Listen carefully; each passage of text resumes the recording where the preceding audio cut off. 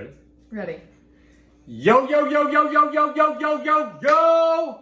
Welcome to the show. As Courtney just pointed out, some things are different. The Christmas tree is missing. The Christmas tree is missing. And it's a new year. Welcome to the first show Yes, of Happy New Year. 2020 and the new decade. If you think it's a new decade, I've heard people arguing online the decade started at 1, not at 0. Whatever. Welcome to the fucking roaring 20s. People get so technical. Hey, we hey. always have to fight about something, huh? Right. We Now I gotta can't let disagree. people have the fact there's a new decade. Wow. So, welcome. We took a brief hiatus We over did. the holidays to spend time with family. Some other things happened that we'll talk about on the show today that disrupted the flow of things, but we are back because you can't disrupt this flow. I was gonna say, but there's never truly a disruption of flow. We've always got that shit. You can have a little, a minor distraction from Yes. the flow. But we're Yes. back. We're So, here for it. welcome. So on today's show, we're just going to give you an update on all the things that are going on, all the things that are happening, Yes. and kind of set it all up for an amazing fucking 2020. Yeah. So, we had an amazing Christmas with the family. Yeah, it Really was good. so good. We were at home, which we love our home. Every time we love traveling, we really do, but we love being at home. And I think that's the beautiful of like everything we always talk about is like create a life in a place that you love. And we truly love it here. So we were at home for Christmas and just spent it closely knit with family. And People were asking us, they're like, where are you guys going for the holidays? And we're like, is there anywhere better than here? do you go somewhere? I'm not trying to get to the snow. I'm not trying to be fucking stuck in the snow anywhere. Aren't you trying to be freezing? Hell no. It was beautiful here. It was such By a the way. beautiful day. So we stayed here, had a great time. New Year's, we actually stayed in, spent time with the family. Yeah. Got a hung out fire by the fire, pit. made s'mores, rung in the new year. Actually, you can see fireworks here in the marina. Literally, if you just walk out our front door, you can see the fireworks right there. Yeah. So we saw fireworks at 9 p.m. and at midnight. And it was amazing. It was so amazing. It was And- so nice. And then, And New then Year's Day. New Year's Day. So the boys got these hoverboards for Christmas. Great buy, great investment. I was unsure if they would be able to ride them or not, but they're actually incredible at them. They fell a couple times to begin with. We had helmets, we had elbow pads, wrist Knee pads, everything. Yeah. They took a few spills and then all of a sudden they're just like, he's like whipping Cruising around on them around. and shit. Yeah. Mom and dad are riding around on them. I'm taking them to like the trash Trash every can. time I go Yeah. out. Yeah. So loving them, enjoying them, we're taking them to the beach, like have such a great time on these hoverboards. Then, on New Year's Day, after we've cleared old things from 2019, we set our intentions. We have big things that we're stepping into in the new year. Big shit. We'll talk about some of that as well. Okay. We go on a little. Actually, it started as I told Courtney, I was like, I'm gonna take the boys for a walk in the marina, let them ride their hoverboards, and I'm gonna grab the penny board, and we're just gonna go for a roll. I decided I could use some cardio and I was gonna go for a run. New year, new me, do With cardio them. on New Yeah. Year's. Well, the gym is close, so I was like, I'll go for a run with them and get some air and some exercise. It'll be great. I'll go along. So Courtney came along, and as we're riding, Trey's super competitive, so he realizes he's behind Henny. We're out rolling in I'm on the penny board. The boys are on the hoverboards. Henny's out ahead. Trey gets really competitive, so he leaves his hoverboard behind so he can go run ahead and be first. So he takes off. Running and the hoverboard. Courtney grabs the hoverboard, and I go ahead with the boys. Yeah. So I hop on the hoverboard and they're self-balancing, which is great because like I have some balance. I wouldn't say it's great balance. So I'm going and it's like rocky and I'm like, oh, this is not good. So I hop off for a second, get back on, and I was like, I'm just gonna go slow. I should have just hopped How off. many of y'all have had an intuitive hit that something was not right, but then justified that you were going to proceed with it and just take it slow? Take it easy. How many of y'all got in a bad relationship and just decided, well, I'll just it's take not it right, easy. but we're going to take it slow. We're going to see how it goes. Yeah, so I'm going And you know how these things, when something happens, like, it's like, so obviously it happens so fast. It's like milliseconds that you're like going. I don't know if I tried to step off the hoverboard, if I felt like I was out of control, or I just hit something and went. But I went down, and I didn't just go down hard. I heard this loud ass pop in my right knee. And then I hit so hard that Which is not the same knee that she had ACL surgery on. It's like 8 years ago, 10 years ago. 8 years ago. 8 years ago. The other knee. The other good knee. The other knee. So I hit the pavement so hard that This is funny now. It wasn't funny. It wasn't funny for a long period of time. It was funny like a little later that day after the pain subsided. But I hit the pavement so hard that I rolled under a parked car. And I immediately was in so much pain and the pop, I didn't assess myself because I'm still laying under the car, that I just started screaming, fuck, fuck, fuck, fuck, fuck, repeatedly while crying.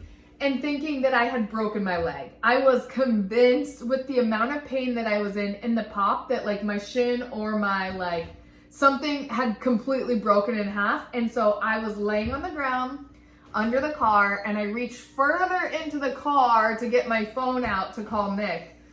And I think I just said, I'm fucking hurt. I answer the phone because the boys are up ahead. I answer the phone. I'm like, why is she calling me? Like, she need help or what does she need? And immediately she's just sobbing and crying. She's like, I'm hurt. And so I go, fuck.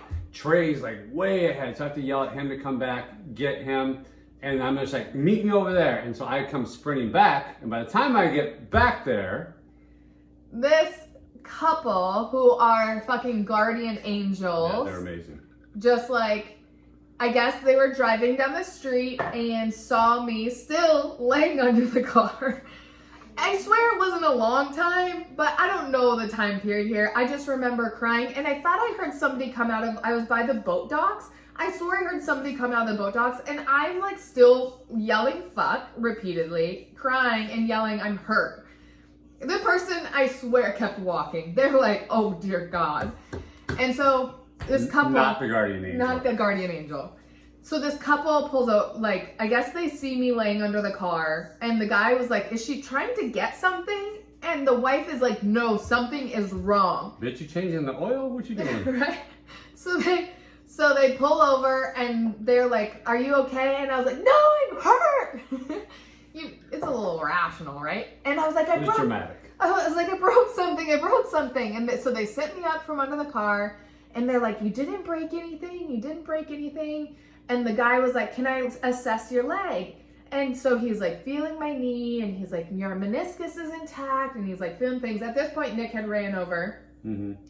And the wife is like, sweetie, but you're still so beautiful. You're so beautiful. You're okay. And meanwhile, the guy is like making sure my leg's okay. And my left ACL didn't really hurt, but my right one, whatever I did to this like overstretched thing, like it was just so much pain that I was like, oh my God.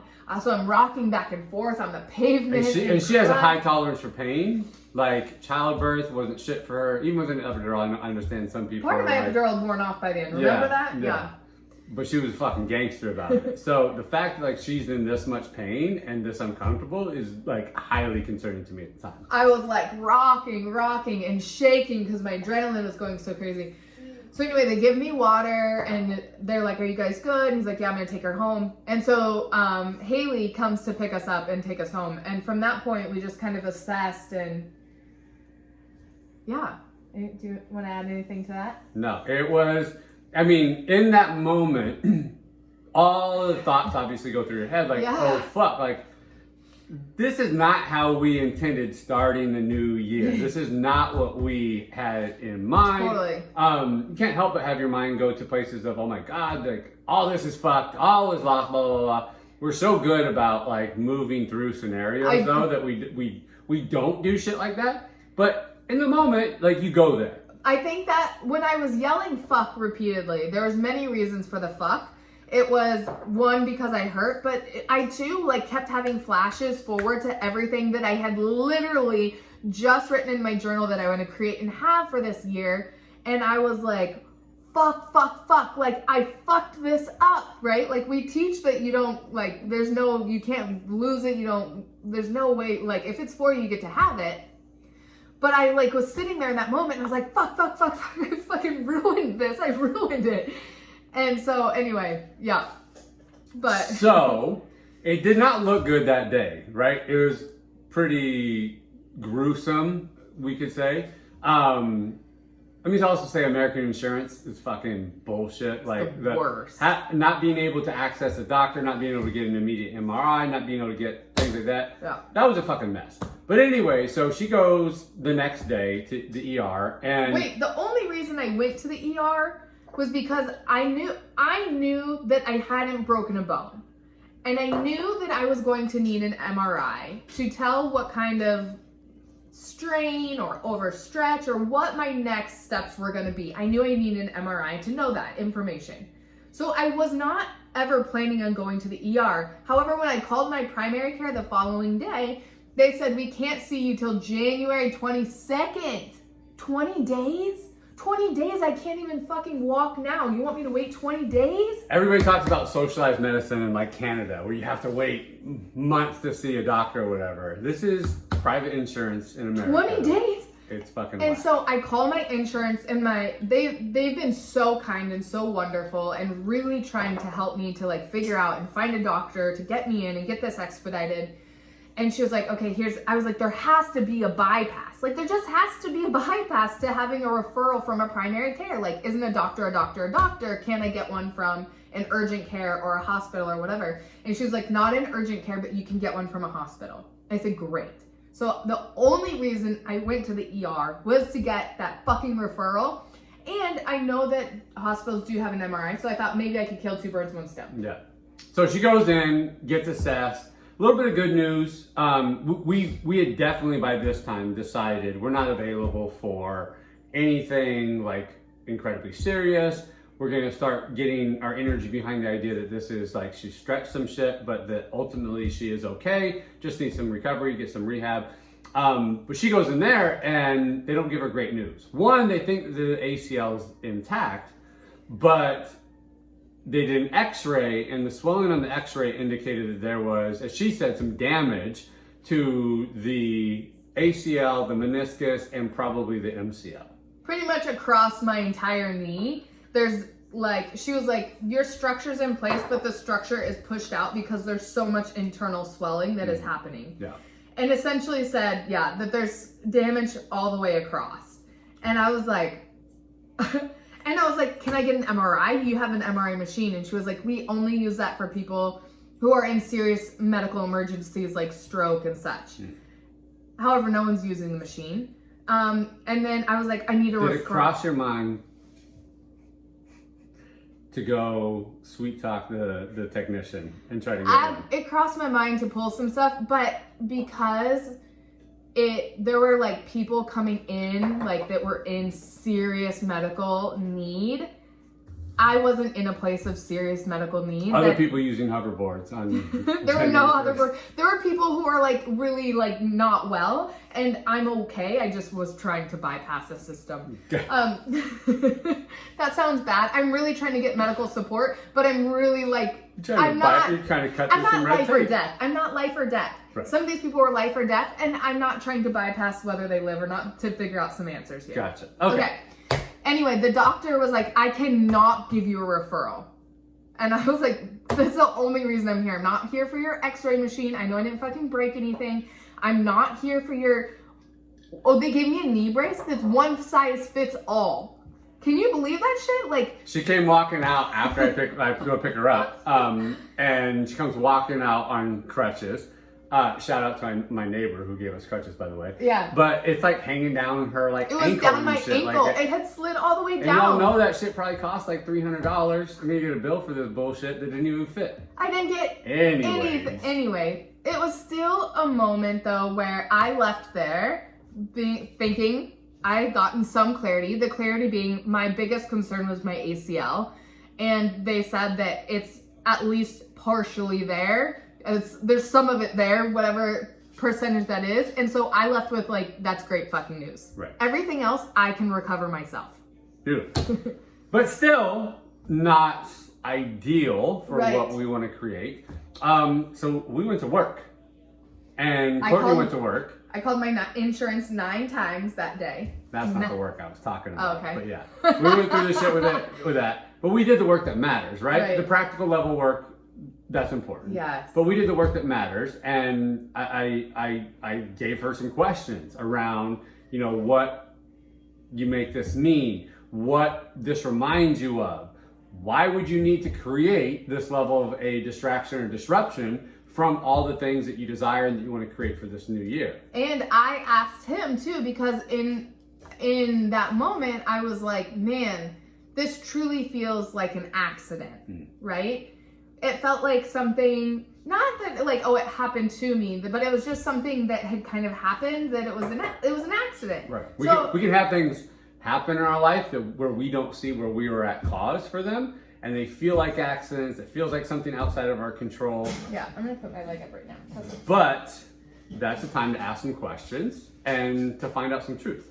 So I was like, okay, I'm just gonna stay open to it. I'm not gonna put a like, it was me, it was an accident, I'm not gonna put any term on it. It was good, it was bad, it was anything. I was just gonna stay open and do some journaling around it. Mm-hmm. And what did you discover? So when I had my left ACL redone, I was a teacher at the time. Had finished my first year of teaching. It was kind of like summer school. I was set to work summer school. And me rupturing my ACL was me losing my purpose, because I didn't have a purpose outside of being a teacher. I didn't have a purpose outside of my career. I couldn't, and then the only other things I had outside, mind you, this is before children as well. But we just experienced, actually, not a lot of people know this, but we experienced a miscarriage just prior to that. Well, I was set to have knee surgery and went into the surgeon, and turned out I was pregnant, and so they could not perform this knee surgery. They said the only time they could perform the knee surgery was at the second trimester, is the time where they can actually do a surgery on a woman and the baby be okay under anesthesia. However, I miscarried maybe like a week later. And so there was just a lot of emotions that came up when I sat down with what I made that left knee surgery mean. It was a time when I miscarried. It was a time when, like, the last time I saw certain family members. It was me losing my purpose, because my only other purpose besides teaching was doing sports or outside activities. And without a knee or ability to walk, I lost that as well. Passions, hobbies, Yes. ways to connect, ways to put yourself To out make there. money, to do anything. I also had to borrow money to even have the surgery in the first place. And then something else on there was that they put me on a brand new experimental painkiller. They did not tell me when they put me on this painkiller that it also has an antidepressant in it. I have ADHD, and antidepressants for me do the opposite. And so after maybe, I was in an okay state going into the surgery, but this painkiller just flipped me to where I was in a very dark place. And I even remember going to physical therapy one morning and telling my PT, like, please, look out for me. Like, I'm not okay. I'm not in a good space, and like, I need help. And so immediately we stopped the painkillers, and my surgeon's like, oh, I wish I would have known that. I was like, I wish you would have informed me. Other than that, he was a great surgeon, loved him. But other than that, so altogether, it was a very dark time in my life. That surgery was something that I felt like if I had to redo that again for any circumstance, it would be the breaking point. The breaking point for me, the breaking point for our relationship, the breaking point for so many things in our lives. Even though rationally we can look at now like all is well, this isn't the same thing. Right. The subconscious is programmed to protect you against past threats happening again, immediately associates it with this previous time, and you kind of just inherently go there. Yeah. Unconsciously and unintentionally go there. Yeah, and I think when I was yelling fuck, there were literally so many things, Because I remember the sound of my ACL rupturing before, and it was the same sound. I think part of me hoped I had broken my bone because I was like, I've done that too. That's no big deal. But the ACL to me was like the end all experience, and anything close to that would be another end all experience. Right. Just by itself, it is what it is. It's neutral. It's not good or bad. Right. But when you have these negative associations with it and you think that you're going to have to experience that again, it's the end of the fucking world. Right. So we identified those things. We saw that there was an opportunity for her to actually heal some perceptions and look at some things that she didn't know how to look at back then. We weren't who we were back then. Yeah. This is 8 years ago. And to just kind of move through those and heal those. And you did that in a relatively quick amount of time. Yeah. I did it that night because I was like, I sat there for a moment and I was like, is there any part of me that doesn't want the things that I decided I was going to have in 2020? And I was like, no, I fucking want them. I want them. I want them. And so I was like, not only do I want them, I want to heal this and clear this so that I can move through it. Also, with that being said, about my last ACL, I ended up getting pregnant with Trey shortly after the surgery. And so not only was I rehabbing my knee at physical therapy, I was extremely sick with being pregnant with Trey. So I was trying to rehab while doing the first trimester of pregnancy, and it was just fucking rough. And I didn't do any of my work. I didn't ice it. I didn't stretch it. I didn't do my exercises. So my recovery took just so long. Versus this time. The extent of your PT was you getting stemmed and getting worked on. Anything that was like she was responsible for, she no. kind of opted and out. the physical therapist, she's like, okay, today I need you to do jogging. I was like, I'm going to throw up just sitting here on the table. Like, I'm so like nauseated. And she's like, so we're not doing cardio today or ever? And I was like, I can't. I'm going to throw up. So anyway, so there was a lot that kind of went into it. And so at this point, I was like, not only am I fucking driven, like I want all the things in my 2020, I want to heal. I want to be walking. I want like all the things. So, yeah. So the question is, why would I need a disruption and distraction from what I actually do desire? And any parts of you that don't feel safe, don't feel worthy of the things that you want to create, will invent disruptions, invent drama, invent injuries, invent disease, situations, all that. But when you don't need those things because you're safe in the expansion, because you're safe creating the things that you want to, then they can be released. So I was like, we need to get to this as soon as possible so the process of undoing this miscreation can begin to happen. Yeah. And that's exactly what we did. Yeah. And we also decided, regardless of what it is, what diagnosis, what course of treatment's required, if it costs money, if it costs time, whatever it is, there's divine compensation, right? So anything that we believe is lost, it's compensated for. We get to align our hearts and minds with love and create whatever. And we decided that it's not stopping us from doing anything, right? May stop her from doing some fucking squats for a short period of time, but nothing else. She can still expand. She can still model. She can still step into fame. She can still step into all the things that we had set intentions around. And I didn't think about this before, but you met the manager before this happened, correct? Yeah. Like, I'll get to that soon. There's a manager now. That she actually met and ran into before this happened. So things were really starting to like escalate in positive ways quickly. Yeah. And so we create a distraction or disruption to derail that. But once we moved into it did not. Once we moved into this is all happening regardless, no matter what. So we don't need a distraction or disruption. Once we moved into the energy of finding a way no matter what, and being okay with whatever the news was, but being okay with it, right? Because when you can move to that detached place, that's fucking powerful. When you are not okay with what happens, that's when you will create your own fucking suffering. Right. So, had all that in place, and now we just got into an agreement. Actually, the next day I heard her talking to her stepdad, and I heard her say the words damage and tear. And I sent her a text while I was on my mastermind call, and I was like, stop fucking saying those words. We consciously eliminated those words from our vocabulary. That's actually the first time I've said it since then. We eliminated those words from the vocabulary, and we decided that we are only available for the very best news. we began the belief and story that things were just stretched out, that the ACL was intact, that the MCL was grade 1, grade 2 max, and the meniscus is whatever it is, because meniscus is going to, like, it's gonna heal. It's gonna heal. And so we got energy behind that. We asked for prayers. We fully got the energy behind that decision that that's all we were available for and nothing else. I had gone into MyoDetox to get work on me and my daughter Jalen, and they were like, shout out MyoDetox, fucking love y'all.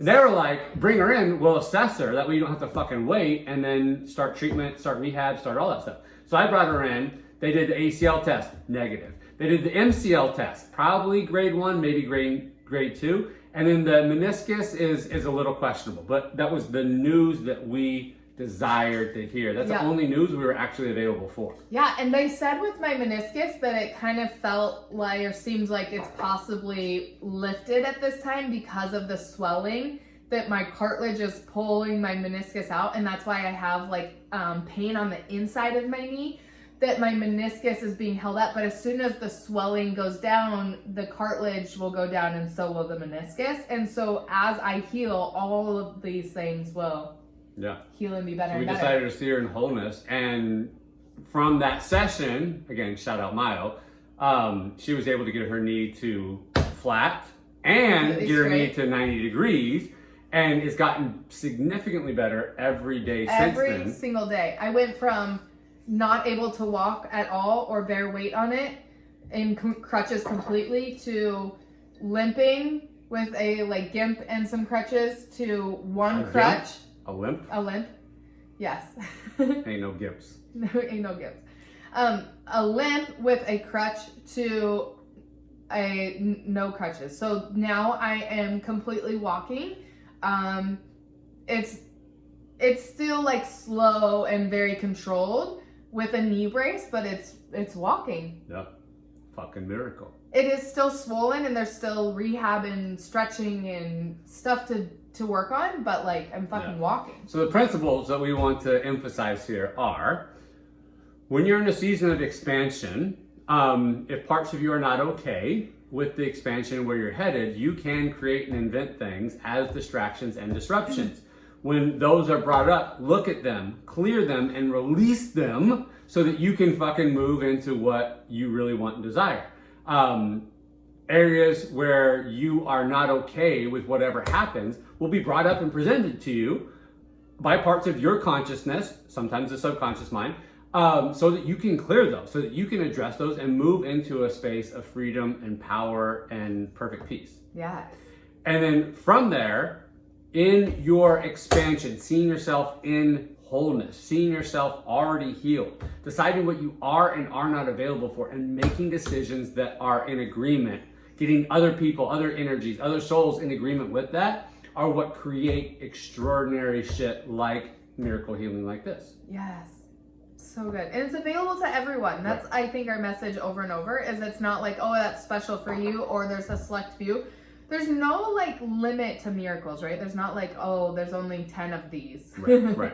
There's an abundance, just like there's abundance of everything, there's an abundance of miracles available. And when you are aligned, miracles happen. Miracles flow easily and naturally. Yes. So we are very thankful and grateful to all of you who got into an agreement and saw her in her wholeness and healed, and who sent prayers and love and all the things. So grateful for each of you. Yeah. It was felt and loved and appreciated. So 2020 gets to be fucking incredible. Yes. All the things that we could have tried to do to sabotage things initially, we have moved through, and we're now on the other side of those. And as I mentioned, there's now a manager in place. I have a manager. Who has the intention of make me fucking famous.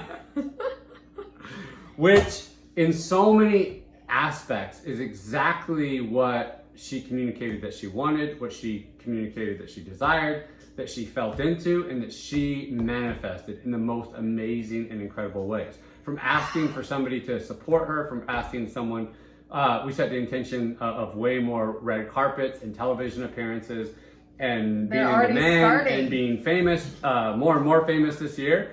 And fuck, it got expedited really fast. Really fucking fast. Holy shit. It's crazy too. Like, we ask for things, and then sometimes we've asked for these things, but there's a part of me that was like, I mean, it wasn't that I forgot, but I'm like, you're just kind of like, you're waiting, maybe. Right. Sometimes waiting, delaying, looking for somebody else to send the invite or whatever. But when we got the energy behind, this is what she wants, this is what she desires, this is the most supportive thing, this is the most loving thing, and decided that, it showed up easily. Literally came to her in DMs. She ignored that, and then he found her outside of the fucking gym. I was like in such a great energy and space, and was at the gym, and I was writing posts, and I was like, should I do more? Checked in with myself. I was like, no, I'm complete. So I walked out, and as I walked out, I was waiting to cross the street, and somebody rolled down their window and was like, are you Courtney? And I was like, yeah. And he's like, pulled over the car and was like, I've been trying to get a hold of you. I've been trying to figure out how I can get a hold of you because like you're supposed to be famous and works for a big company. Right. It's not like weird Instagram dude with a camera. No, works for a very large company. It is very reputable and established. Very reputable. So here we are. And here we are. Here we go. So Cheers. I told you should have bought that calendar with my autograph when you had the chance. Don't say I didn't tell you. That thing is going to be worth a fortune. What else? Are we complete? Anything else? Do you have anything about you? The whole I've thing was about me. I feel like I've been supporting you for the last This 2 man weeks. has been. I mean, we know I always talk about how fucking incredible he is and how he shows up and he's just like top notch in like literally every area, like as a husband, as a father, as a coach, as a mentor, as a son, as like all the things all the roles that he fills.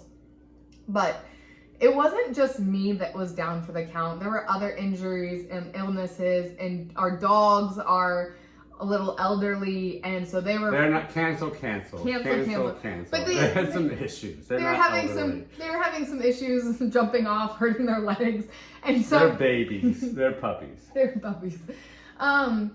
So there were just like a lot of like things that he just had to manage and take care of literally all of us. A lot of things needed my presence and support, and I do what I do. But he doesn't just do what he does it with like grace and love and kindness and presence and care, like just a deep, passionate care. Like, I just want to take care of you and be there for you. I love you. Thank you. Will do. It was good. You're not gonna make me cry on this. It's not gonna work. But yeah, in the midst of all that, there's a part of me that's like, I've gone completely into like taking care of everybody. But what I really felt in those moments was, this is just masculinity. This is just leadership. This is just me being present. And the thing is I never had to sacrifice myself in the process. Made a shit ton of fucking money in the process. Money's just rolling in all the time. We still both made a shit ton of money. We still both made it. This is the thing too, is like, people think that they have to be in such a perfect state and all be going well for them to make money. No, we made a lot of money still. All of my dreams and desires are all still moving forward, but I was able to be present and supportive for Courtney, the dogs, the kids, my mom, everybody during the season, including all my clients. And there was some massive client wins that we were celebrating toward the end of the year and into the new year, as well as so much feedback that we've gotten from people who actually haven't even been in any of our courses or work with us directly, who have just taken what we have shared as free content and implemented and applied it into their lives. And that's actually been the most like gratifying and overwhelming thing, is to hear all of that, and people that are manifesting love in their life, people that are manifesting like ideal jobs, big moves, tons of money, growth in their business or whatever, and are giving us some bit of the credit for it. And it just feels fucking amazing and incredible, and we received that, and it's just going to be an amazing year and an amazing decade. So good. And we're so glad to be on this journey with all of you. I know that so many of you work with us, and a lot of you don't, and you just admire and love us from afar. And we love and appreciate each and every one of you, whether you work with us, whether you're in a program with us, whether you comment and share with us, or whether you just watch peacefully in silence. Like, we love each one of you and are so like grateful for you and your energy and your presence. 100%. So there will be no just a tip for this show because we're about to host people for bachelor night. But we love you guys. Next show, all the antics, all the crazy shit, including what I think is still now the best gender reveal of all time. One of my buddies did an amazing one. Share that with you guys. And we'll see you guys next time on the show. yes, love you. Bye.